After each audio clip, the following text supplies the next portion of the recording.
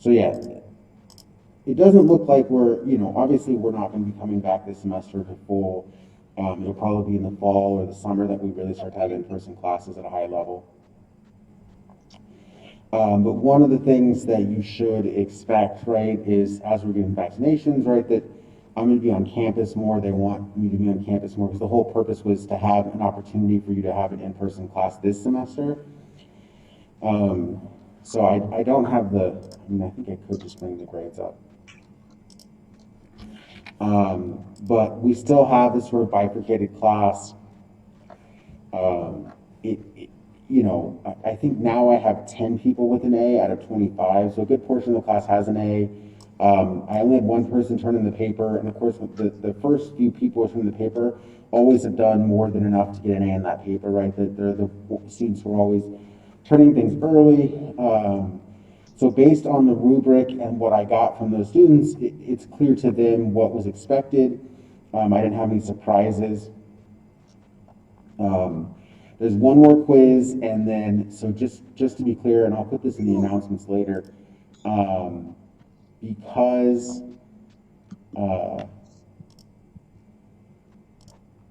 because because of the pandemic continuing on, and because we don't really have a great way for participation, I'm going to do another quiz, and then I'm also going to give you extra credit opportunities each week. And so just to make it easier for everyone to know exactly where we need to be to finish the semester. So that's going to be the first thing, right, that I can't really do attendance. And so attendance, a replacement for attendance is going to have to be another quiz, which is unfortunate. For those of you that are coming to class, right, that I think the idea was to have some people in class and some people on WebEx, and YouTube just was not working. Christina, if you're speaking, I can't hear you.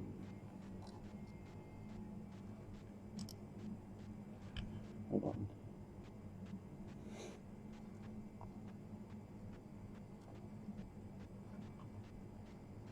So we didn't have really, in the, right, originally it was supposed to be all YouTube, but you can't like speak on YouTube back to me.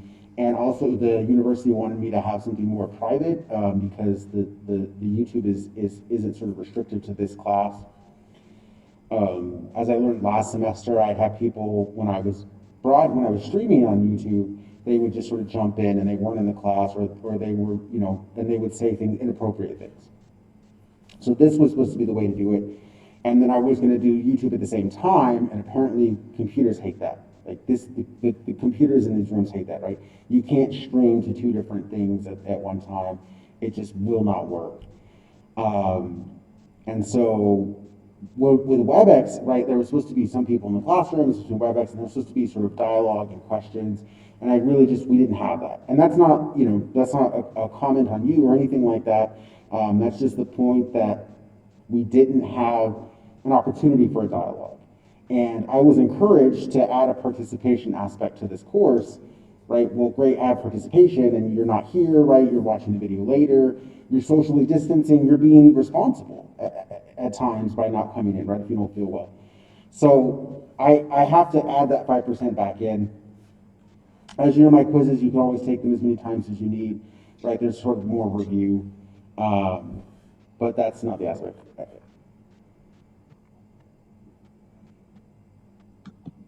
Okay. If there's an issue, let me know, but why can't I? Yeah, Christina, I see that you're speaking, but I can't hear you.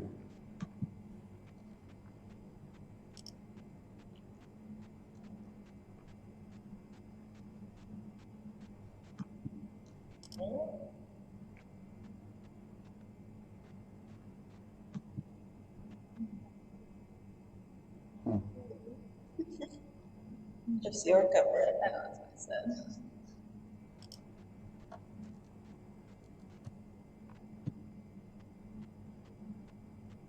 Yeah, I don't know what's going on. As long as you guys can hear me, that's all. Like, if you have a question, Christina, just type in the question. Otherwise, I can't. I don't know why, but I'm not getting audio from you guys right now.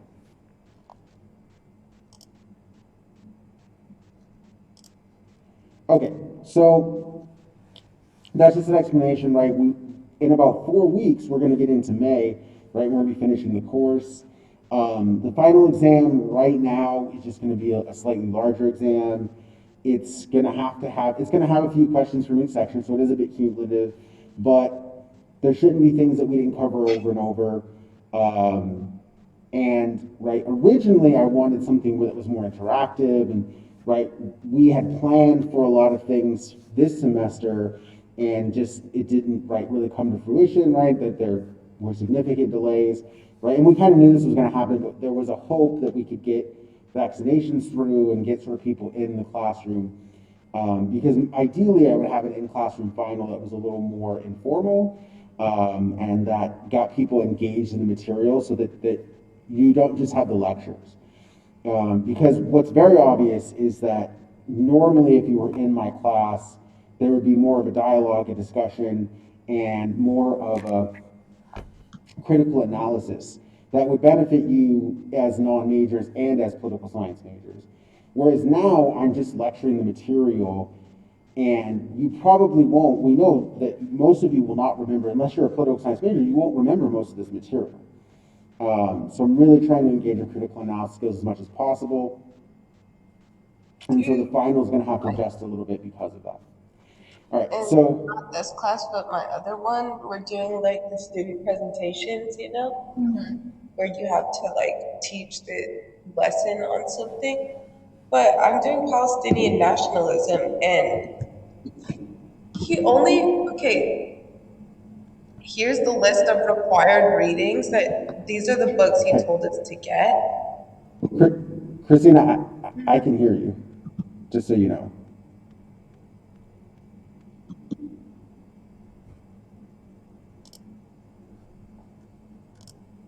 Okay.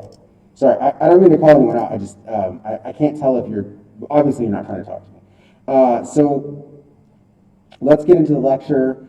It should come up. I am still recording the videos on YouTube. I see that there are views. Um, I don't know why, but somehow, like after a few days on WebEx, if I do a recording on WebEx, one, the audio quality is very bad. I get that I'm wearing a mask, but the audio quality is really bad on. This is the wrong one.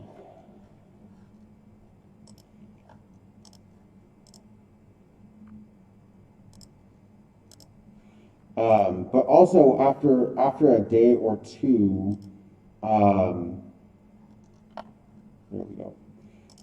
It locks, and I don't know why it locks. And I talked to IT, and it shouldn't have a password or lock, and for whatever reason, it's just locking.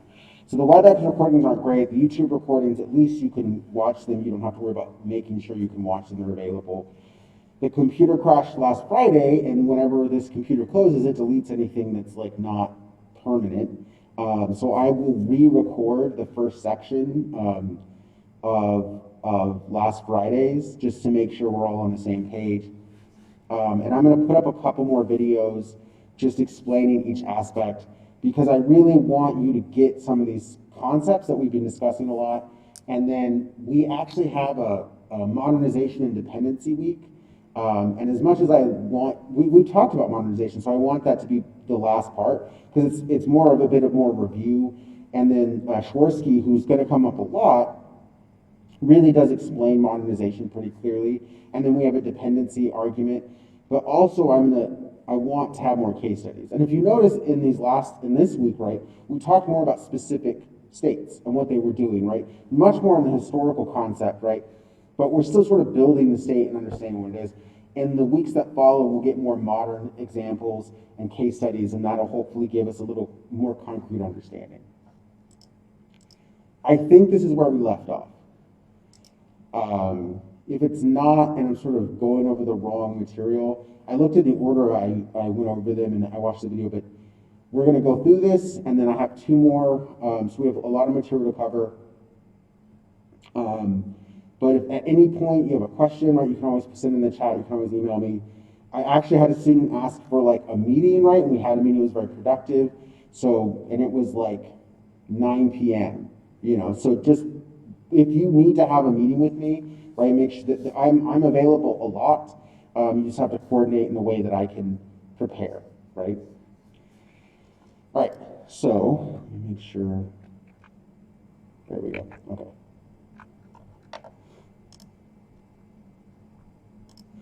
So we've talked about this a bit, right? About this, what Tilly is an older author, right? An author from a previous point in time, and they have this Bellicist, what's called a Bellicist theory.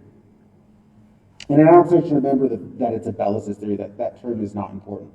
What is important is we've talked about this a lot, right? That state building, right, is caused by fear, external fear, right, in large part, right? That you're preparing your armies to eliminate or defend against external threats, and that's causing you to behave in a certain way. And this theory has existed for a long time. And we're actually going to sort of see that a lot of arguments buy into this, and then as we talk about going into this week's literature, and then the weeks that follow, that's not really as true as we would think. Wait. Yeah, so this is the sort of critique that we're going to be talking about. And so even as we go into this week's readings, we're going to talk about like England, France, Spain, and it was this theory that they faced a threat, they had to build up their coercive apparatus, their ability to extract resources that causes them to consolidate, right? That they have to make a deal, right? And we'll talk about contract theory. I think we did talk about contract theory a bit. And so that they can extract more resources, and that makes them more consolidated, and that builds a state, a modern state, right? What a modern state is, and we're going to cover this quite a bit. And so we have this behavior that is historically accurate for Western Europe. But one of the things that often happens when we're dealing with Western Europe as a sort of case is that it may be unique to Western Europe. The conditions may be very different. And because the conditions are so different, we might think that these theories apply to all states when really they're sort of historically and sort of regionally specific.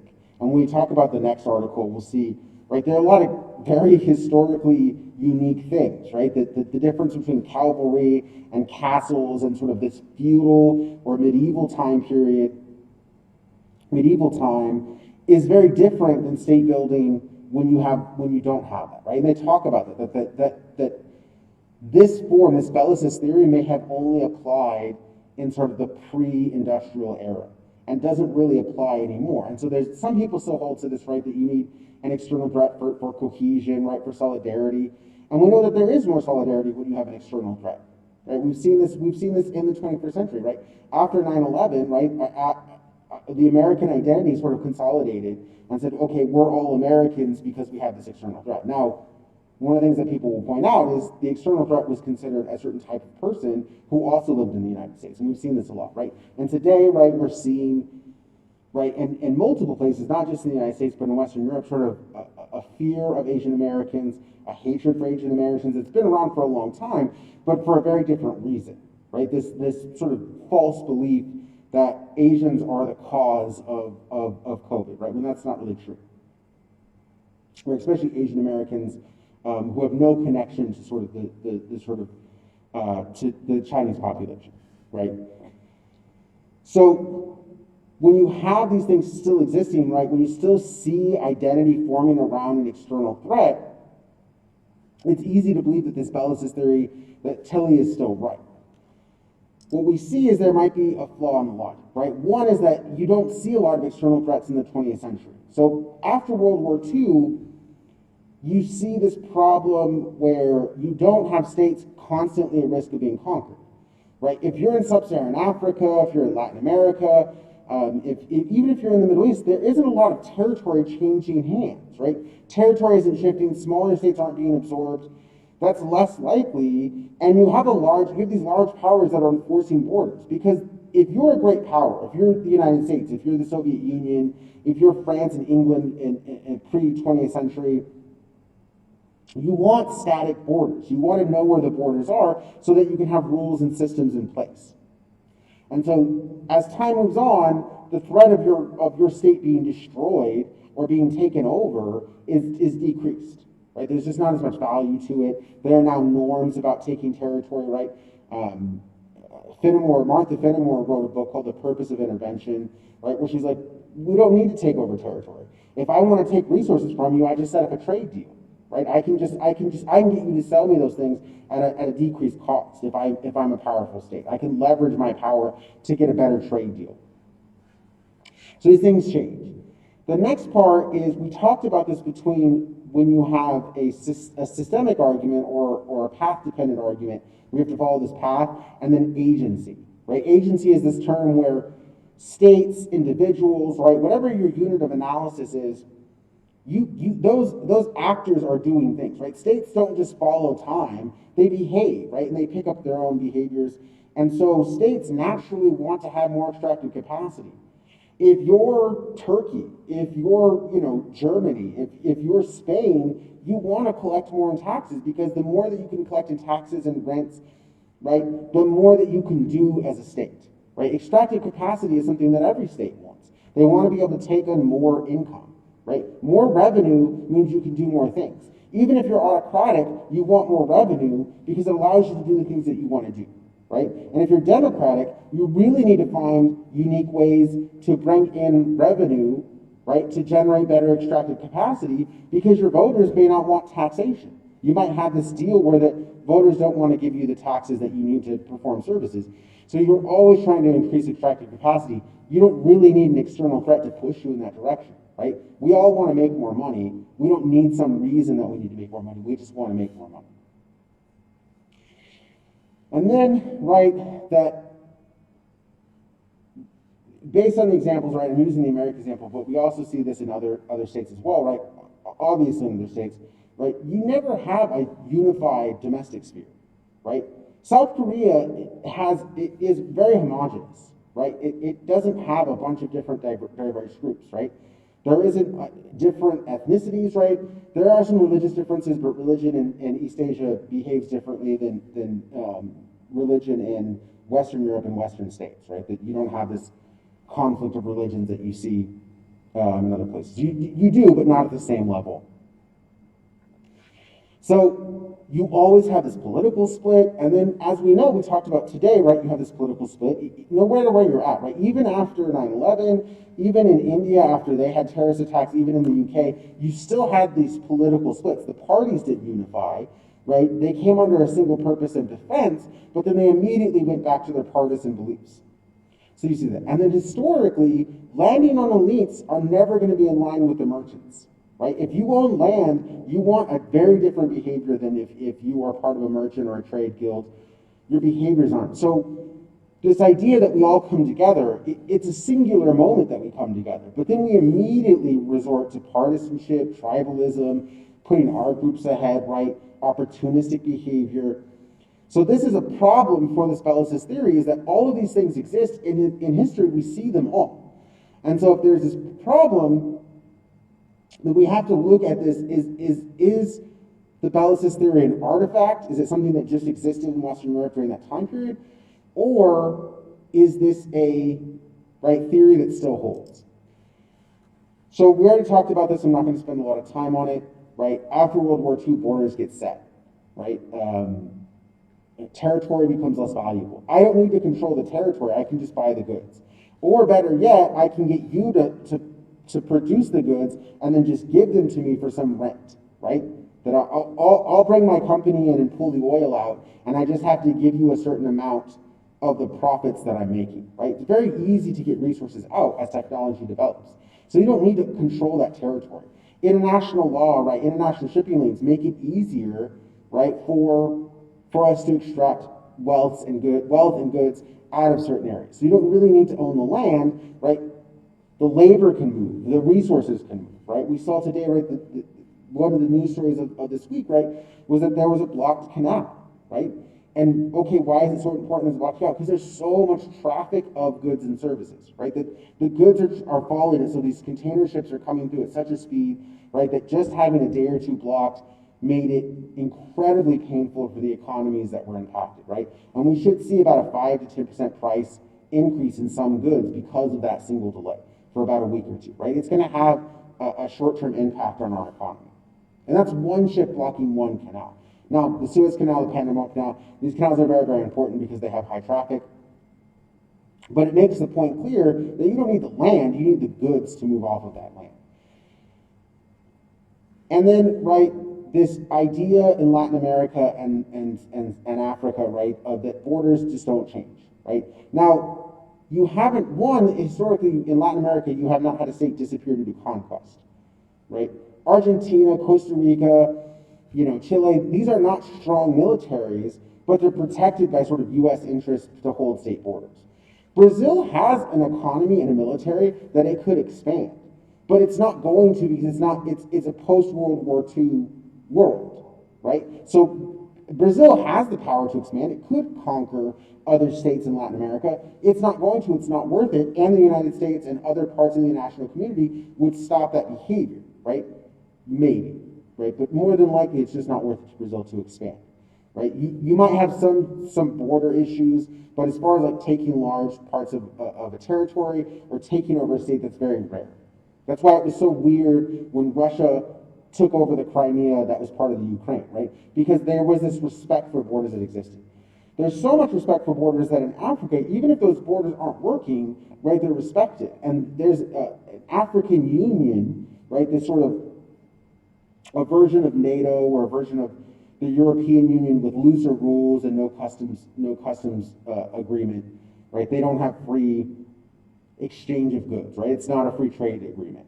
But the African Union comes together, and it's all these sub-Saharan African states, and they say that we're going to have a respect for borders, and if any state on the African continent tries to take over territory from another, then all the states in Africa should stop them, right? Now, whether or not they do is become a contested issue, because they're all weak states, they can't really come together. They're not really going to give up their military to help another state, right? There's alliance of convenience issues.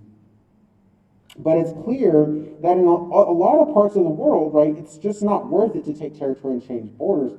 So this threat, external threat, becomes less of a problem. So that doesn't mean that Latin America is peaceful, right? No area is peaceful. We have conflict all over the place, right? The only reason why we don't really see conflict on the borders of some states is because their militaries are so mismatched. But when you have sort of the ability to sort of fight over certain things, you do see what we call limited war. And war is actually a topic of international relations, so I'm not going to get into it as much. If you want to focus on conflict or wars or right civil wars, right, depending on where you're looking, what perspective, they come from a different, right? International relations compared to politics, they're sort of arbitrarily separated, and depending on what type of war you're looking at, you might be an IR. So there are things I'm not going to cover that are important, but they're just not part of this course. And so in a limited war, right, you're not trying to take territory. You might just be trying to steal resources, right? Over a decade ago now, but Eritrea is a very small East African state. And they took their military and they drove over the border into Ethiopia. I hope I'm not getting this backwards, because it was Eritrea and Ethiopia are the two states, but I always forget which direction they drove. So you have these military forces that represent the state. They cross the border. They don't try to take territory. They take over these mines, these precious gem mines, mostly diamonds. They go into the mines, they load up their vehicles as much as they can with these precious gems, and then they drive back. And that's a war, right? You have a military invading another state, but it's not a total war. They're not trying to take over the territory. They just stole as much valuables as they could so that they could fund their state a little longer, right? That's a behavior, right? It's sort of a unique case, right? The same thing with North Korea and South Korea. North Korea and South Korea don't actually have a peace agreement, right? They have a ceasefire, a long-standing ceasefire, but they don't actually have a peace agreement. And so North Koreans would often engage with South Koreans right at the border. There's a DMZ. And they would often engage in very limited warfare, right? Behaviors that would not be successful in taking territory, right? There are times when North Korea and South Korea would have an incident and it would involve axes, right? This is in the late 20th century, the 1980s, 1990s, where North Koreans and South Koreans would get into a disagreement about where the border was, who could stand, or how many people could be on the border, and they get into it, and you have North Koreans using axes to fight against South Korean. And these are all military personnel, but obviously this isn't a war, right, of conquest. This is sort of two states sort of bumping up against each other in this border issue, right? Or sort of tensions that exist between the two states. In North Korea, in the case of North and South Korea. Most of the conflicts that we see in Latin America have a lot of foreign funding. Whether this is coming through, right, the customs, right, when you have a lot of goods coming in and out of those states, right, the United States buys, and the Western European states buy a lot from these states, and so through the customs that they pay and the taxes that they pay, right, they actually fund a lot of the conflict.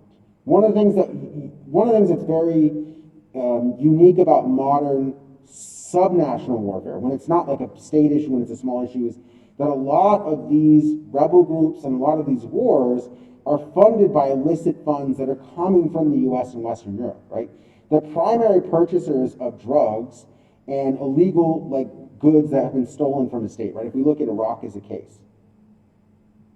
Why was there so much funding going to ISIS during that time when ISIS was stronger and sort of Iraq was struggling to contain its advancement? Is because it was getting funded by the sale of drugs, right? In the same way that rebel groups in Afghanistan were getting sold. So the poppy fields are growing opium. There are opium growers in Afghanistan, and there are sort of other drugs that are being grown by ISIS in the Syrian region, Syria, Turkey, Iraq region. And they're producing all these drugs. They're stealing artifacts from the states that they're operating in, and then they're selling them. But there's only really one buyer, and that buyer is the United States, right? Now, Western Europe is involved as much, but the United States is buying all of these goods. And so a lot of conflicts are directly funded by US purchases, right? And this becomes this weird, like, without going on too much of a tangent, right? This war on drugs, right? One of the concerns about war on drugs is it sort of funds terrorists. But it's Americans buying drugs that are funding terrorists. Now, obviously, there are different examples, right? No one should be buying opium, right? That's very dangerous, right? But we also saw, right, this sort of in the United States and Mexico, right, that during the sort of long-standing gang wars that existed in Mexico, right, one of the reasons why they were able to control police, why they were able to operate with such impunity, is because they had way more funding than police. But they weren't selling to the domestic population; they were selling to the United States. That's why you see in the last 5-10 years, the sort of cartels that exist in Mexico sort of collapse a little, where how they have less power is because legalization starts occurring in the United States. And so there's just no market. There's no market for international trade. The domestic sphere in the United States and in Western Europe starts legalizing, and then this cartel system that is transporting goods, it can't operate, right? And so the foreign funding declines and it behaves differently, right? You don't have to worry about, I need to raise taxes to fund my war if your war is being funded by a foreign interest. And then, of course, loans, right? Loans and military assistance, right? Western states will often loan goods, right? We'll say, okay, we're going to loan you, we're going to give you some loan. But instead of giving you money, we're going to provide you with older tanks and equipment, right? We're going to loan you the value of it, so you have to pay us back eventually, but you're going to get the military equipment right now. And so what you have is a decrease in states going to war, but you have an increase in internal conflict. Rebel groups, right? The FARC is a rebel group in Latin America that actually controls part of the territory, right? There isn't state integrity because rebels can control different areas. And then guerrilla warfare, right, where you just have groups that are fighting sort of hit and run tactics. And that becomes a big part of the Latin American warfare experience. So because you don't have this external threat of conquest, what we should be really talking about is interstate rivalries. And this is Steve's really big contribution, right? Okay. Is interstate rivalries.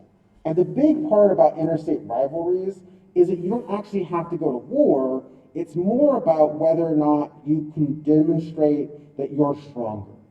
And this has happened a lot. Now, in this case, we're talking about Argentina and Chile. And Argentina and Chile, they have some little fights here and there. They have small skirmishes and battles, but they don't really have an all-out war. But what they do, and this has happened quite a few times in history, is they start developing what's called a protection racket. And it's not that different from an arms race, except the arms race of the Cold War is different in that it was this massive spending and technology and and sort of atomic and nuclear weapons that are being developed. In a protection racket, you say, I need to defend Argentina. And in order to defend Argentina, I need defense spending to increase, and I need us to have this sort of collective agreement that we're going to build up our borders, that we're going to be ready in case Chile wants to go to war. And in Chile, because they border Argentina, they say, well, look, Argentina's building up their military, we have to build up our military. And then as those things are happening, as this protection racket is occurring, each side is telling their domestic sphere that they have to build up their military to protect against the other. And so they're having larger and larger militaries. And when you have a call for a larger military, one of the things that always happens is also a call for nationalism or national pride. Now, one of the things about nationalism is you have to have an outsider, right? If we say that we're Americans, right, that we're one of the things that helps us define that we're Americans is that there are other people who are not Americans, right? Often when we define what a state is, it's defined by what is absent from it, right? If we talk about what is, England, it's sort of this absence, right, of diversity. It's a very sort of Christian state, right? That these things happen because they're absent other behaviors, right? Spain is a prime historical example, right? Why is Spain very Catholic today? Because of an Inquisition, right? And before the Inquisition, there were more Muslims, right? Because the Mediterranean's not that large. So you have these North African states that are predominantly Muslim, and you have this exchange of labor going through time, right? And so what happens is eventually the southern part of Spain has a lot of Muslims, and this Inquisition essentially expels them from it. So why do we identify Spain as sort of a predominantly Catholic state? Is because it expelled the other groups, right? And so when you have this nationalism, what happens is you start to desire a homogenous group. Now, what it means to be one group can be a national identity, right? One of the things that although the U.S. very clearly has problems with racism and ethnic issues, and we just had this week or 2 weeks where we're having a lot of anti-Asian American behavior, right? What we do see is a national identity forming around not ethnicity or religion, but around sort of shared ideas. And obviously we're still working on it, right? But what happens in Argentina and Chile, they develop an Argentinian identity, they develop a Chilean identity. And so these identities are tied to having strong militaries and those militaries being competitive, and this rivalry allows those states to happen. And what Thee starts to argue is you don't really need the wars to form identity, but you do need some sort of rival. You need someone not in your state to sort of be able to act against. And when you see these rivalries, they last much longer than a war. A war is a short time period. Now, the United States has engaged in Iraq and Afghanistan for a long time. Right? Iraq, decades, right? That we've been involved in 2003, I want to say March 2003 was when we first went into Iraq, and we've had troops pretty much the entire time, so that's 18 years. And then Afghanistan was 2001 in like December when we started taking over towns, so that's a 20-year war. Now, smaller engagements, larger engagements, how many troops, but that's very rare, right? 2 decades of consistent occupation, almost no other state can even afford to do that, as we'll talk about in articles, it's expensive. But that's very rare. What is not is these rivalries. These rivalries last long periods of time, and they really sort of build up the force of the military, the identity, and this behavior. And so as we see this in this article, we talk about Argentina and Chile, but North and South Korea have very strong militaries, stronger than you would expect for the size of their state, because they still have this rivalry, right, North and South Korea. Now, if they were separated during the Cold War, so more than once during the Cold War, the Soviets and the Americans split a country in half, right? North and South Vietnam, North and South Korea, right? These are agreements by the 2 great powers during the Cold War. Excuse me 1 second.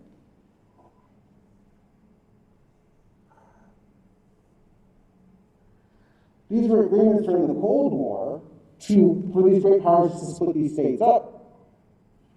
So North and South Korea, until the 1950s, until the 1960s, they're one Korea, right? They're all one group, it's one state. And then they're forcibly split.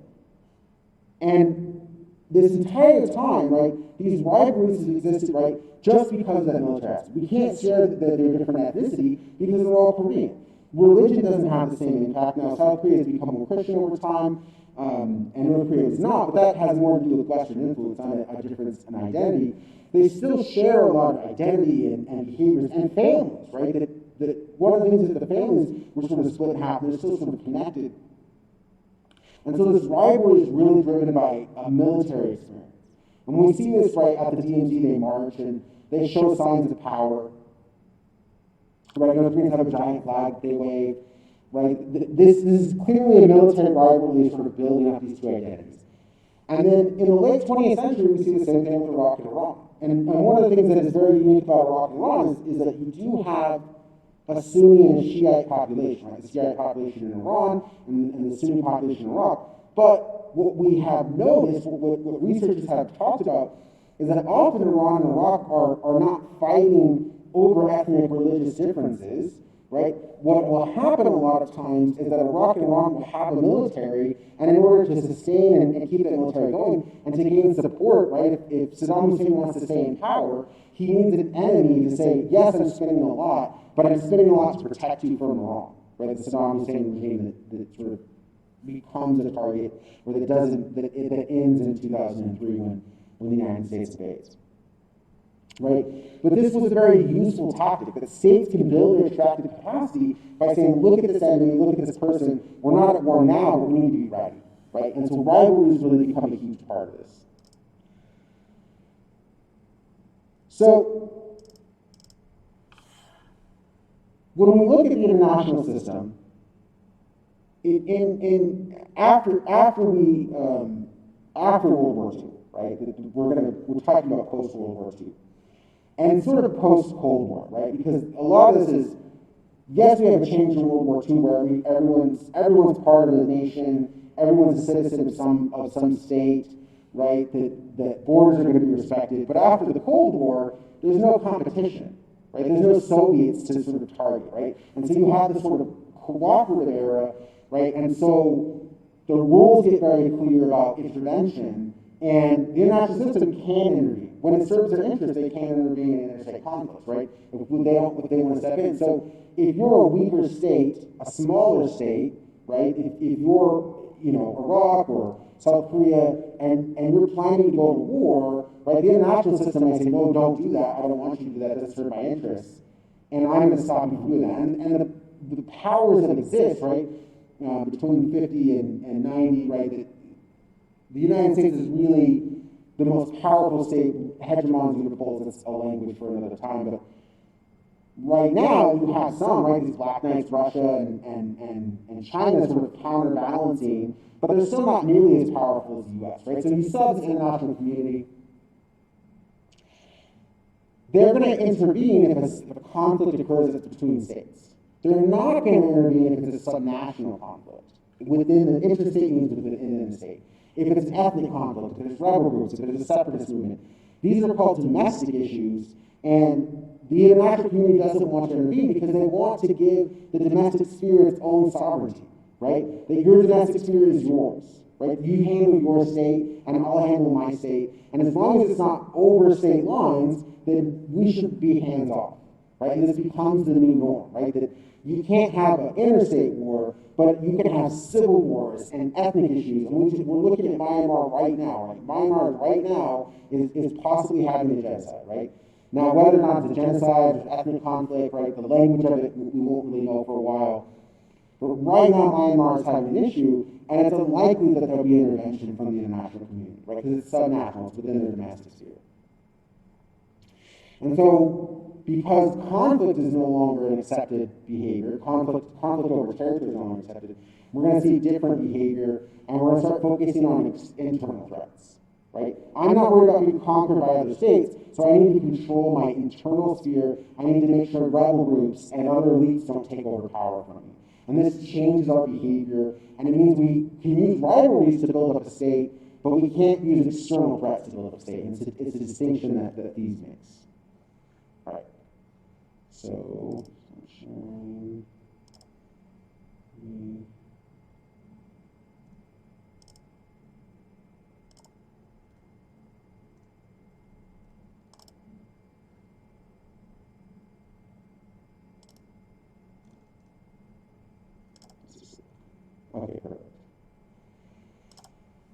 So, I don't know why, but it just won't let me switch over from one PowerPoint to the next. Okay.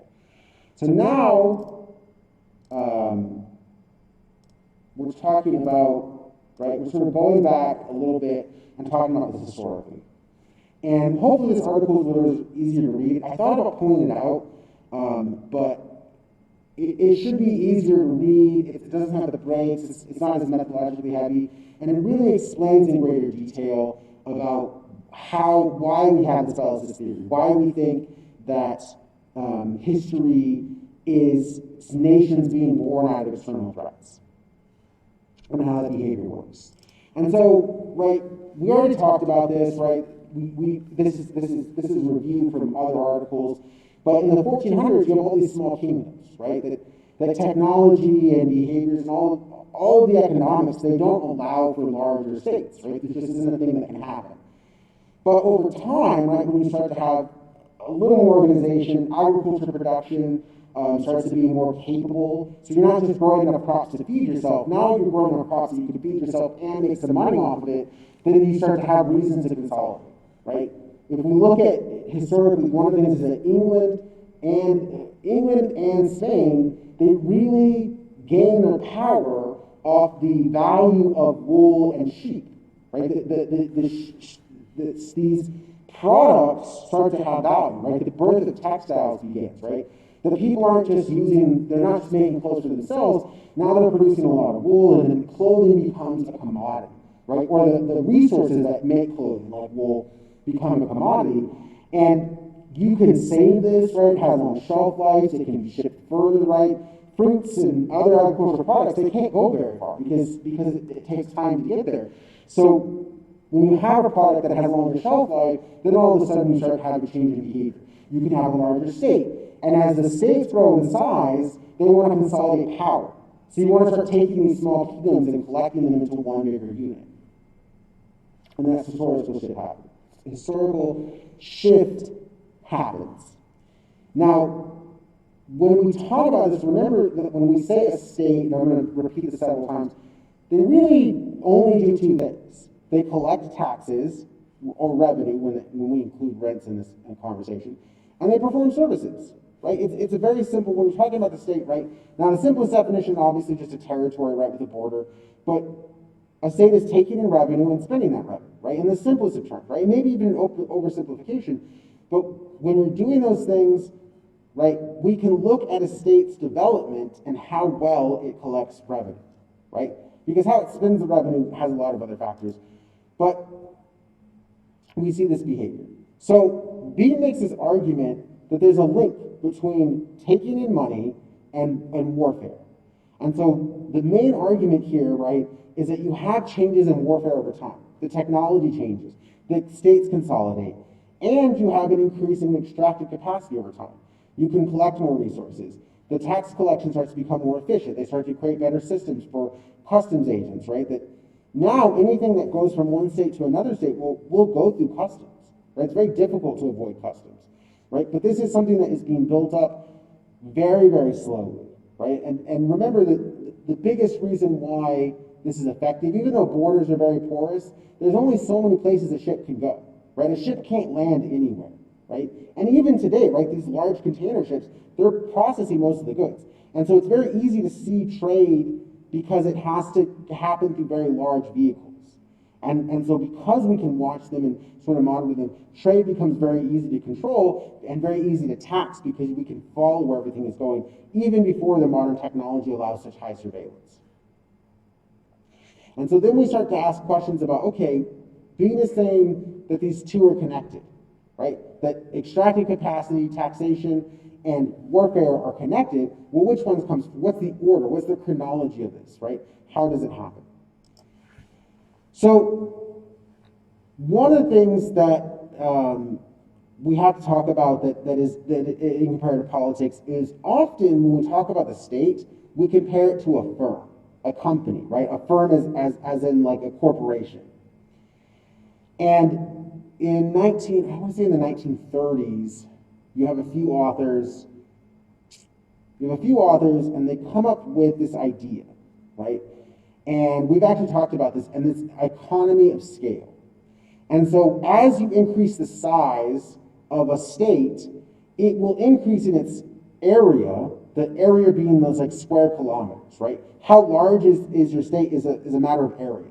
So you can increase the area of a state dramatically, and the border, the miles around the state don't increase that much, right? Your perimeter increases much more slowly than area.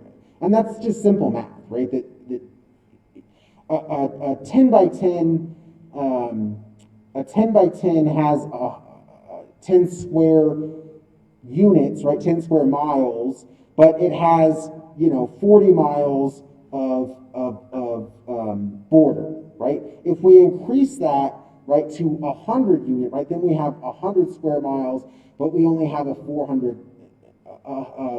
meter border, right? So the size can increase a lot faster than the border, right? And that gives us cheaper defense, right? Per person, we're spending less on defense. Even if we're spending more in the total, right, in what we call the aggregate, the total amount, right, the per capita, the amount per person declines dramatically, right? So larger states can spend less on defense relative to the amount of income they're bringing in, right? So that's an economy of scale benefit. The other is that when you have this really large state, one is you have this really large free trade area, right? Why can the United States have a trade deficit and still be making money? Because most of our business is internal, right? Most of the goods that are produced in the United States are sold in the United States, right? We have a very high level of consumption. So we don't really need to trade to make money because we have all of this domestic production and consumption that's occurring. And so the same thing is true for England and France and Spain, right? They have good trades, and we don't really talk about mercantilism in this class, right? But yes, you're not getting as much specie or gold and silver from exchange of trade, but you have a lot of business that's happening internally. And so the larger the state, you have this larger free trade area where you don't have customs and borders, and it makes it easier for products to move back and forth. You have a larger population, and one of the things that has always been an economic argument is that the larger the population, the larger the economy. And that's very simple, right? If you have 100 people working, right, they only produce 100 people's worth of wages. If you have 1,000 people working, they have 1,000 people's worth of wages, and so obviously your economy will grow. And then the last part, which really starts to occur as we move from 1600 to the 21st century, is specialization. Even before the industrial period, if you had a larger town, someone could be a blacksmith, someone could be a tanner, they could have very specific jobs. And when you have one job, right, you become very specialized and very efficient, right? That it takes me a lot less time to prep a course today than it did a few years ago because I do it all the time, right? I become very, very efficient at setting up courses, right? And setting up the lectures, right? I'm always prepared to lecture because it's my primary responsibility. And so that specialization means the cost of my preparation is lower. And I'm sure it's the same thing for most of you who work jobs, right? I worked in food service for a long time. The cashiers are very good at running the register. I was a baker, I was very good at baking the bread, but I didn't know how to run the cash register, and the cashier didn't know how to bake bread, right? And those specializations help lower the costs, right?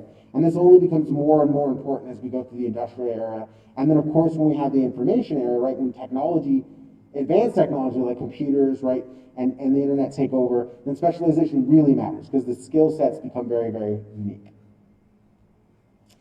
However, there's what's called an inverted U-shape. And so, I don't think the recording can see this, but an inverted U-shape, right, upside down, it shouldn't be inverted, it should be upside down. But you have some point where you hit a diminishing return, where too large won't work, right? We saw this with the Ottoman Empire, we see this with the Soviet Union, right? We see this with a lot of places where when you get too big, it's unmanageable. And you're not getting the things that you want to do. It takes too long to transfer goods within your state, right? Obviously technology matters most. And there's a term, right, that most of you probably heard, that's in economic terms, the most bang for your buck, right? It's the optimal amount of production when fixed cost exists, right? The land is a fixed cost. The resources you use is a fixed cost. So at some point, you're not going to get as much back, and production has an optimal level. For the same reason, states have an optimal size. And that optimal size changes with technology, advancements, population, and other factors, but there is an optimal size for states, right, depending on their geography, right? Now, some states that are very large, China, Russia, and the United States, they're very large because their geography really fits with them, right? The border between Mongolia and China is a mountain range, right? That there's a large mountain range that sort of sets up why China looks the way it does, why Russia looks the way it does. And also, right, when you look at Russia and the United States, they have really big plateau areas, right? The Midwest in the United States and sort of the Siberian, as you move toward the Siberian Peninsula in Russia, right, really large expanses that are mostly empty, or were mostly empty until population centers filled it, right? Very large, very easy to control areas allows this massive expansion. And then, of course, the 20th century sort of Cold War allows them to sort of consolidate power. And so as we have competition, if you're not in optimal state, you can be eliminated. And so that happens very often. So then we go into the history of this, right? And Bean takes this really long approach. And so the first part is a legion, a Roman legion, right? So this is like first, second century Roman legion. And what you see is that you start with this professional military that's very effective and organized and acts in unison, and then the Roman Empire collapses and you have all of these loose kingdoms. You move into this feudal empire, and you don't really have a system that can support that military. And so what you see is cavalry, the use of a horse, right, mounted horsemen, and armor and knights, right, and these smaller groups that can really control larger areas because there's not a clear system, right, for all of this.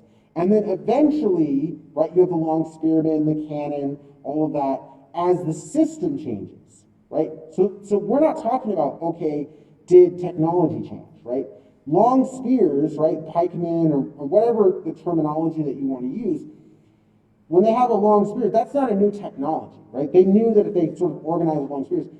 The issue is that a cavalry unit was very easy to control an area, and you didn't have to maintain it as much. It wasn't as expensive because these long spearmen, right, supported by archery, to block off a cavalry advance, you had to have this very large group. And there was this issue, right? And so when it's about when in the system can these things function, right? Even the cannon. It's this huge advancement for siege, but it's not really functional in an open war, right, in open field warfare, because it can be overwhelmed so easily, right? The cavalry could just come and kill the people operating the cannon. Cannons fire slowly, right? They're very hard to move when they're first introduced. So technology might be advancing, but also the systems in which they exist really matter. And so we start to see some historical shifts that aren't just technology based, right? That warfare changes in part because of the system. And so when we talk about a professional infantry, right? A professional infantry is someone who's trained. Many states have done this, right? Iran did this. Obviously, the Romans did this, but also, right, that many states historically have set up what is a professional military class, right? At a young age, they're trained to fight. That becomes their entire career, and they retire in their middle age, right? Around 40, right? The same is true today, right? I'm from a military family. You join when you're 17, 18. I joined when I was 17. I could have retired from a military service at 37, right? I had the GI Bill and other things, we'll talk about that. But many people in my family were part of that sort of professional military class, and one of the things is that it's very easy for those individuals to be more effective than sort of a drafted infantry, in part because of their ability to fight, right? Years and years of training and practicing that being you specialize, that your one profession, you're a better fighter than someone who's just joining, right, or just pulled in when there's a fight.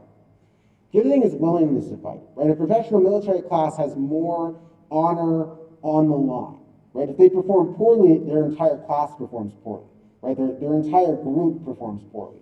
Whereas if they are just a levied, right, survival might be the only goal. Right? I don't want to fight in this war. I don't know why I was pulled into this, right? I don't care about England and France rivalry, right? I'm pulled in, I was a farmer, and my crops are going to rot while I'm dealing with this, and when I get home, my crops will still be at rot and I won't have anything for it. Your behavior is going to be a little different.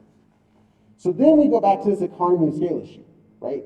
How large does your military have to work for it to be functional, right? Because it has to be en masse, right? It means it has to be a very large scale.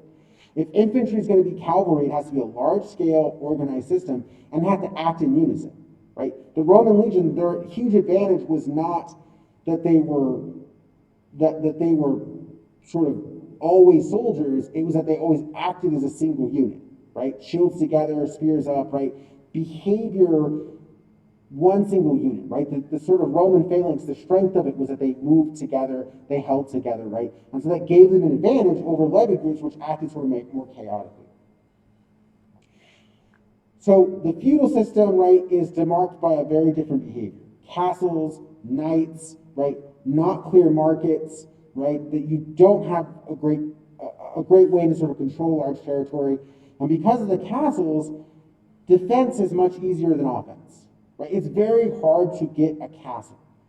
You usually can't take it by force. What happens is in a siege, you just surround the area, and then you just wait for the people inside the castle to starve. But the castle is a set building with reserves and stockpiles, and what happens is before a military takes over and sieges a castle, what the people in the castle will often do is pull all the crops out, so there's no way to forage around the castle. And so often the military outside the castle will starve before the castle. So that whole during this time, offense just doesn't work as well. The system doesn't work as well. So cavalry really makes sense. So that right ties like not just technology, but the time that you're in and the behavior of the system. In a feudal system, a large military doesn't make sense because how do you fund it? How do you feed it? How do you feed that system? And the argument that's produced here, right, is that there's a clear difference in size. Now today we talk about percentage of the national budget being allocated to military spending or income to spending.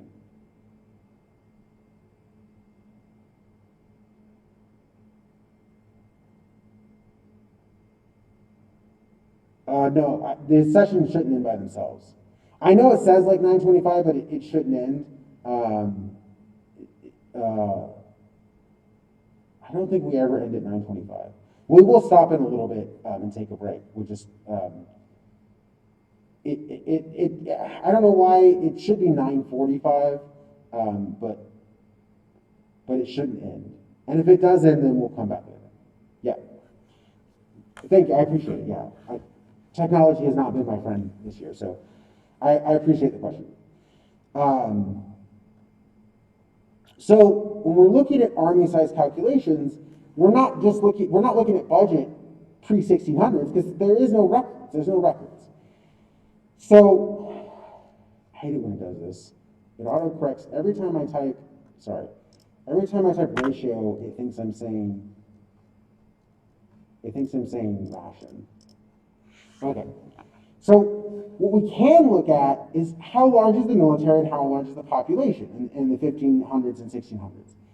And so we know that one of the things that limits a military size is in the 1500s and going into the 1600s, yes, you're producing more food, but not so much that you can just fund an entire military. And so what happens is you can only have a military that's the size of your agricultural production minus the cost to feed your population for sustenance. Sustenance means food grown specifically for consumption rather than sale, right? And so if you can only have so much food, you can only have so large of an army. And so this comes to about 2 in 10 soldiers per 1,000 people, which is only about 1 in 4% of defense. If we calculate this based on like economic terms, it's about 1% of your national income. Today, the United States spends about 10%, Western European states between 2 and 3%. So there has been a long-term trend about 2 and 3% on defense. But now we don't need as many soldiers. We don't need as many people to operate a military, right? That a tank is much more effective than 100 soldiers, right? A tank is very, very effective, right? And the same thing with a fighter jet or a drone, right? A drone requires a few people and it can fly across the world, right, and be very effective, right? Or very damaging depending on your normative stance. So when we're calculating army size, it's clear that during the time during the 1400s, 1600s, right, these are very small militaries and they're only lasting for a short period of time. And so we're looking at these calculations, so okay, so how do we pay for this, right? Now it's a small military, you only have limited side, how do we pay for this? Because remember, the argument is that extractive capacity and warfare are tied. And so the first part is what's called scuttage. And this is actually not, I mean, this has been around for a long time, but it sort of ends around like the 1860s. There's this shift that like wealthy families can't just opt out, right? And it's sort of like in the 19th century, you start to see the shift. And then even in World War I, you do see, right, in almost all states involved in World War I, you have elites opting out, finding some way out. And now you still have elites who find a way, right? If you're very wealthy, you find a way, right? I don't want to attack someone for their sort of medical records or anything like that. But we know that in Vietnam, right, and I'm only using this because all of you know who this is, right? Trump was the appropriate age to be drafted to Vietnam. And he went to doctors and eventually got some sort of qualification that he had flat feet or bone spurs, something like that. And that could be the case. But he was also very wealthy in this time period. And what we know, and I'm not saying this is the case with Trump, I don't actually know.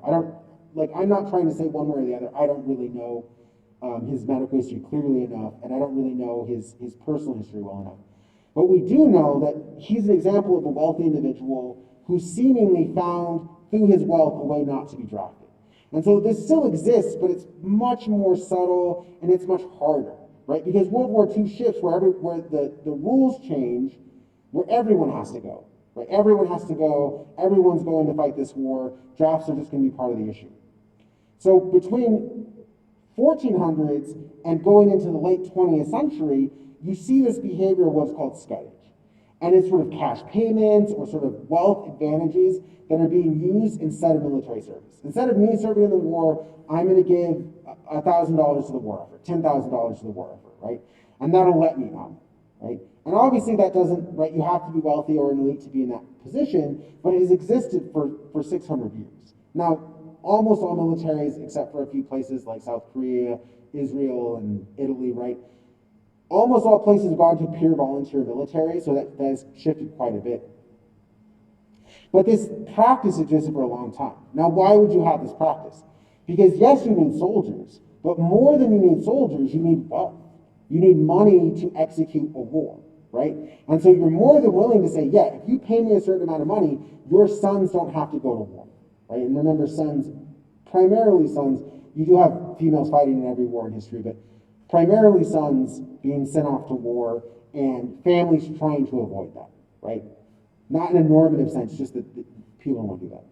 Also, we talked about this, right? Why do we start having larger economies, right? You have wool customs in England. So historically, England makes this really weird decision where they decide that instead of selling their wool domestically, they're going to try and force all of the wool producers in England to ship it overseas to the continent, to the European continent. And so it becomes this very valuable behavior where England starts to grow as a great power because it's making a lot of money on trade, right? The trade customs that they're getting, the trade advantage that they have by not producing wool for the domestic population and shipping overseas primarily, right? They still have some wool that's sold domestically, but they're trying to get as much out of the state as possible to build up an income, really starts to matter. You have the sheep herding guilds in Spain, right? These guilds become really together. They have these large land that they use as pasture, right? And they start making a lot of money and sort of builds up the Spanish system. And then there's a salt monopoly in France. So they are using more what we consider rents, right? They have a resource. They're using that resource to be sold everywhere, right? Access to salt is limited. One of the things that historically shifts between that period and now is it used to be that salt was something that you had to find and sort of mine and then ship off, right? Whereas now it's very easy to use like salt water and other factors to sort of get salt from the environment that you're in, right? But historically, right, you had to find a salt mine and then they were very valuable because everyone wanted salt. Remember, there aren't a lot of spices pre-1600, so cardamom, spices, chilies, extremely valuable because it was the only way to flavor food. And so very, very valuable. So there's scutage, there's wool customs, and then there's taxes. And this is where we start talking about that when you have an income tax, when you have a sales tax, right, you have to get some approval by the people in the state.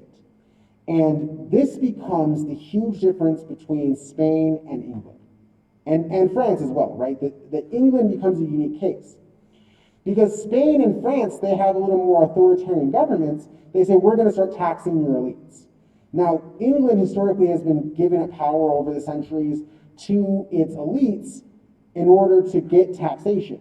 And so then we hit this point where England says, we want to raise taxes for warfare, and then we'd say, no, we're not going to do that, right? And England fails to raise taxes during a conflict, and so because they can't tax their population, it's harder for them to have this war effort, and their behavior changes significantly.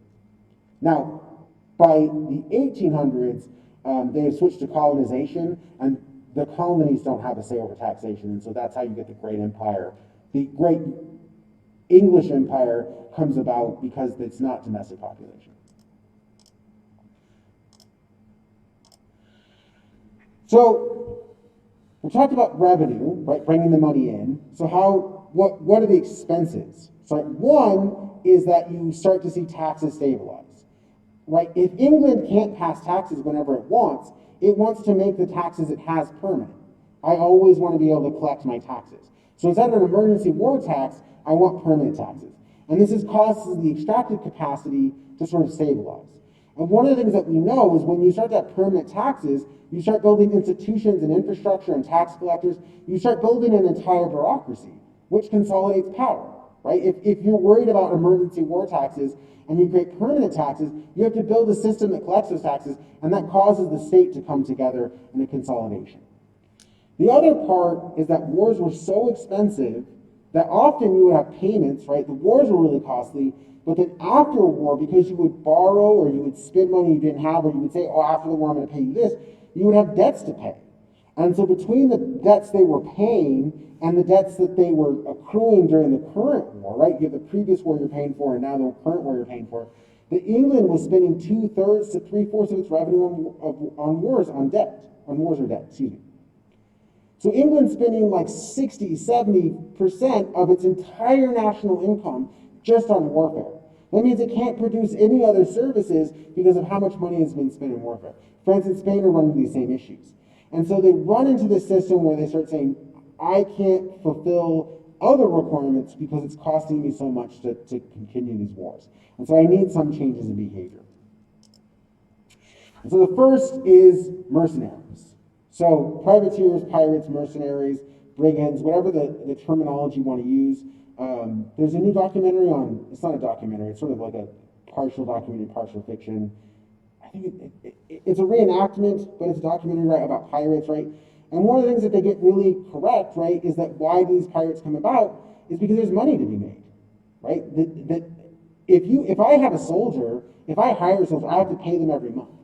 But if I don't want to constantly have to pay for these soldiers, if I don't want to levy them, or if I can't, right, the England and Wales experience, right?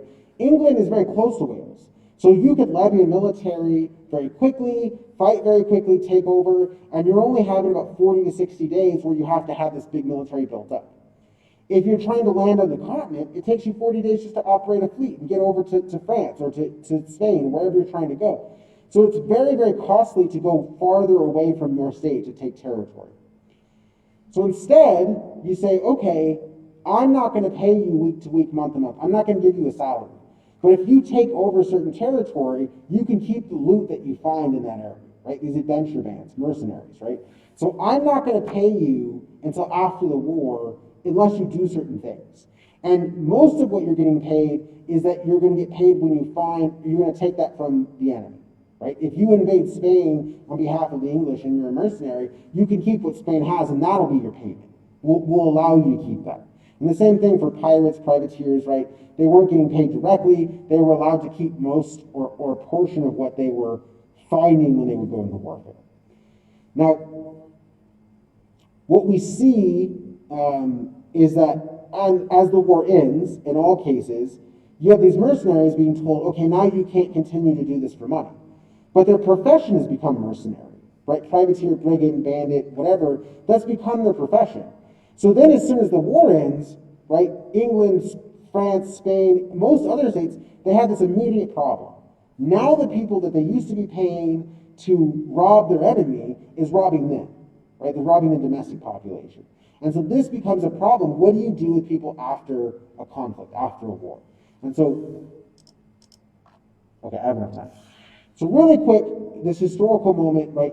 This has always happened, right? This has happened from 1200, the 12th century, the 13th century, 1200s until World War II. And so you have this long period of time where soldiers are in war, they develop war skills, right? My skill set in the military, my uncle was a tanker. You can't drive a tank and then come back and say, okay, I want to have a civilian job. There aren't tanks to drive in the civilian world. That's just not a job skill set, right? My skill set, I was in military intelligence. It does not translate well, right? You can't legally spy on other people as a civilian, right? In the same way that you could in the military personnel. And I don't mean spy in like some sort of nefarious sense. I mean, I worked in military intelligence. That's something that you can do as a soldier. But there aren't a lot of jobs for the skill set I had coming out, right? And so what you see is a lot of these skill sets don't translate to the civilian world. Now with the professional military, there are, right, more jobs that translate over, right? If you're a UAV pilot, you can translate into other behaviors. If you're many other jobs in the military, they translate over. But until World War II, that wasn't the case. You'd come back, you were a warfighter, your skill set was killing people, and you can't do that in the civilian population. So what do? And so from the 1200s all the way to World War I, they just weren't supported. And so after World War I, a lot of the veterans, they came together and they wanted payments. They wanted educational benefits, they wanted to have, and then they were offered some sort of payment, but it didn't cash out until 1945, and I think this was like right during the Great Depression. And so a lot of these World War veterans, they gathered around the Capitol, they were protesting, they said, you have to do something, right? We have to be reintegrated in society. You have to pay us out, you have to help us get jobs. And President Hoover, instead of responding, he uses tear gas and tanks to disperse them, right? And this sort of contributes to, right, Hoover is the last sort of president before the FDR and the New Deal and all of that. And so after this, right, this lesson is learned that when soldiers come back, they need a job. And so the US and other states start to develop this system where they say, okay, when you come back, we're going to help you reintegrate. So I use the Montgomery-Jury bill, I think it's called the 9/11 bill now. But essentially, right, when soldiers get out of the military, and this is now true for many states, not just the United States, I'm just using this example because it's something I know personally. Is you get out of the military, and then there's funding for you to go to school. There's reintegration training, right? Because, in part because, maybe morally we think it's the right thing to do, but more importantly is that if you don't retrain and reintegrate soldiers, they're much more likely to be criminals. And they're very well trained at being criminals because the line between being a criminal and a soldier is that a soldier is backed by a government. Right? The behaviors are very similar, right? One is legitimized by a state and one is personal interest, right? So if you don't do something with all these soldiers, then they're more than likely going to become criminals, or they're very hard to integrate, right? And they have a skill set that makes them very functional at certain things that you don't want them to be doing in a civilian population. And so the Montgomery-Jury bill really comes in after World War II, and one of the things that we noticed is that you have this explosion of universities, right? Because they have the funding to pay for them, right? I went to a school that was founded in 1947. The entire first year of students at CSU Sacramento was all veterans, and that paid for the building of the school, right? Veterans paid for the building of that school and set that up because they wanted them to be able to reintegrate to society. And the best way to reintegrate them is to educate them and give them the skill set that works in the civilian arena. So all of these things, right, we want to get to the point of the article. So they're talking about a feudal period, right? You have castles, you have very limited sort of control of the rest of the environment, and so infantry is not effective. So small states, they can avoid centralization because they can have a small group of cavalry and they can have a well-defended castle and it's hard to control. And then you have a shift, a technological and a military shift, right, in tactics and strategy, where cannons and professional armies, they make it more effective to have a larger military, and these castles no longer work, right? Because they're stabilized, cannons are very effective against castles. And other siege weapons, right? Siege weapons develop very quickly and sort of becomes less functional. And so when you have this, when you start to change behavior, right? Technology shifts a little bit, but remember this is the 1600s. This isn't a time of great advancement in technology, right? We're still through the medieval period, right? Still this dark period where technology is not advancing, where science isn't really accepted. And so sovereigns start to be forced to make a decision. I either have to centralize my power or I have to be destroyed by a foreign threat. And so it's not really about technology, it's about war changing the behavior, and because war is changing the behavior, the extractive capacity, the taxes and revenues have to change. I have to develop a centralized system where I can collect taxes and rents and fund my defenses, and this really changes the behavior, right? And I start to centralize. Borders start to become much more static. And we start to create very distinct units, right? The different behaviors and very unique aspects of these states. And so obviously we see this in England and Holland, right? These are the limited monarchs, right? This is where the republic starts to be born, where democracy, even though France is sort of the modern democracy, it's post-revolution and it's much later in time. England, they're making deals with their elites, right? France and Spain are still authoritarian. So this behavior shows a historical shift, right? We really do see modern states becoming as part of a need to extract taxes to cover a war effort, right? Now, whether or not it's an external threat that's driving it, that doesn't have to be the case. We don't have to accept Tilley's theory that wars create nation states, right? What we do see is that warfare and extractive capacity are building up together, right? Now, what we don't answer is chronology, right? Are we building more taxes and lets us build this sort of large militaries that make cavalry and castles less useful, right? The chronology is not very clear, but what is clear is that they're linked, right? The better extractive capacity, the better I am at building taxation, the better I'm at going to build a large standing military, and I need a larger state to do that. So we're going to see larger and larger states, right? England becomes the United Kingdom, right? France and Spain kind of stabilize, but then they become weaker powers, right? As the United Kingdom really grows, it unifies, it develops its system, it becomes a market economy, and it builds this giant navy and starts controlling all its territory, and it becomes a great power and sort of takes over up until the 20th century. So hopefully this approach is very different, and you saw something about it, and it was easier to read.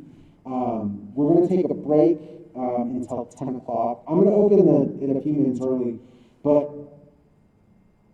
in the next part, I think I have 1 minute, okay.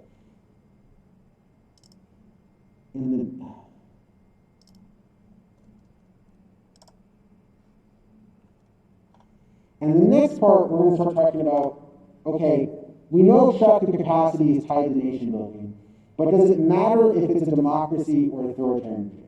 This is where we start talking about, okay, we know warfare, we know extractive capacity, we know regimes, we've built up all this knowledge, so now are certain regimes better at building states, nation states? Are certain regimes better at developing in their centralization capacity, and why?